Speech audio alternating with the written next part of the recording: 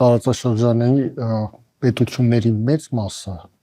պատրաստ չէր այս իրադարձություններին եւ մանավանդ այդ իրադարձությունների հետևանքով հնարավոր ռազմական առճակատմանը, որովհետեւ գիտեք, երբ սկսվեցին այս իրադարձությունները, երբ դրանք վերածվեցին զանգվածային անկարգությունների, անմիջապես տեղի ունեցավ այդ քարոզչական հարվածները դեպի Իրան։ Իսրայելը Մոսադի պարսկերեն X-ի պաշտոնական հարթակը հստակ հայտարարություն կատարեց, պահը հասել է, ժողովուրդ դուք փողոցում եղեք, մենք ոչ միայն խոսքով եւ հերվից ենք ձեր կողքին, այլ գործնականում փողոցում ձեր կողքին ենք հայտնվելու։ Խոսքը գնում էր այդ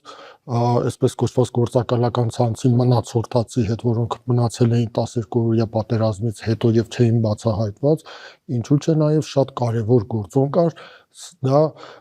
քրդական անջատողական շարժումներն էին, որ մեծ առանցքային դերակատարություն ունեին այս ամեն ինչում։